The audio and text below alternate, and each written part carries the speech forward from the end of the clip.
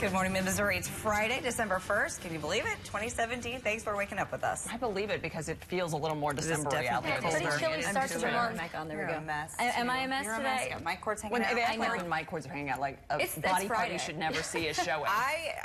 Yes, I need to like your mic cord, and it's like it's gonna be okay. I need to futz everybody, and I didn't have my proper futzing time. So you're good now. Well, luckily it's Friday, and yeah, we're off to a pretty actually chilly start to the morning so far.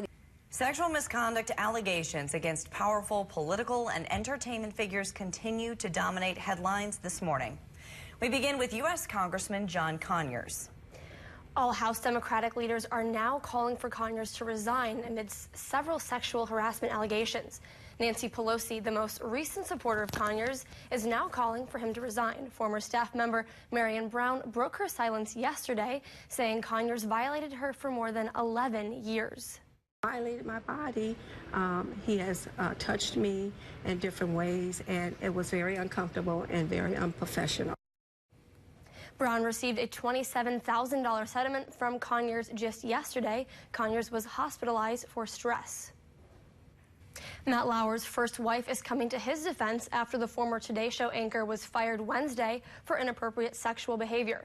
Nancy Alspaugh was married to Lauer from 1981 to 1988. She says she never thought he would abuse his position and described him as incredibly nice and charming. She says in part, quote, "He's been the best person that's ever held that job, and I couldn't imagine that anything that he would have done that would have been so out of character for him.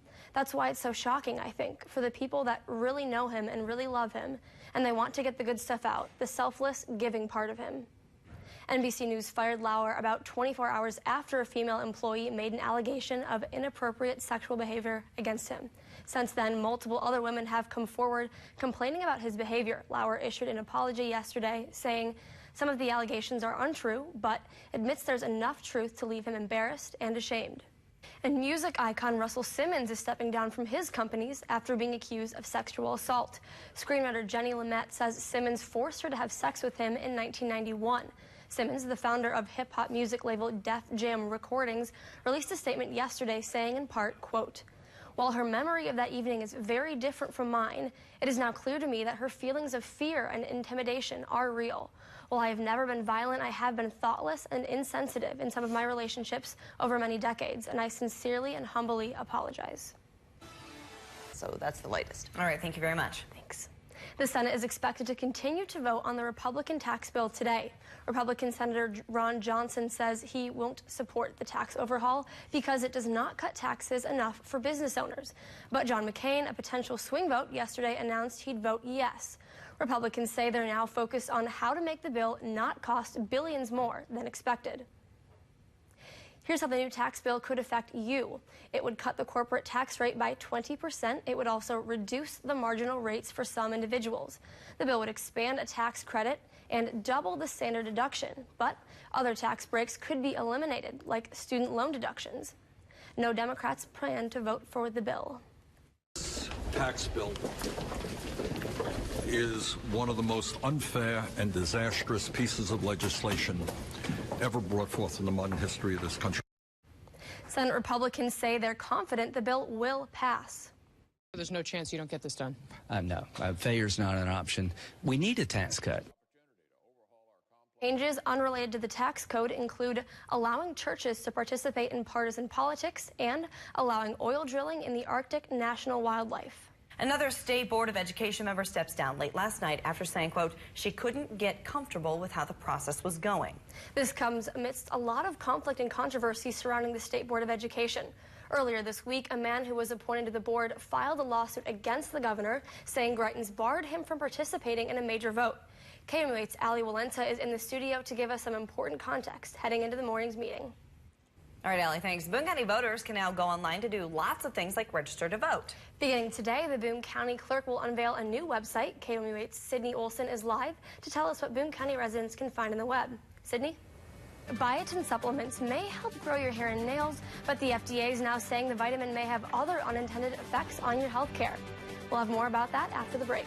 Past this 8-day forecast, Okay. so if you're not a fan of the winter weather, it's, you know, not going to stay around for long. Okay. That's promising. Yeah, it'll be fine. Yeah. Yeah. All right, thanks, Tori. Head injuries in football players has been a rising concern this season. With more research coming out about the prevalence of concussions and CTE among players, there's been pressure to introduce better safety measures. We'll tell you how new technology is helping to keep our athletes safe. Thank you. The FDA is warning that biotin may interfere with some lab tests. Biotin, also known as vitamin B7, is also found in prenatal and multivitamins and in supplements that promote hair and nail growth. The FDA says biotin can cause falsely high or low results depending on the test. These incorrect lab results could potentially lead to misdiagnosis or inappropriate treatments. The NFL is trying to make the game safer for players. The design company Vices recently unveiled the 0-1 football helmet, and now many Chiefs players are embracing them. The new helmets functions similarly to NASCAR helmets with a safer barrier wall that cushions the blow of impact.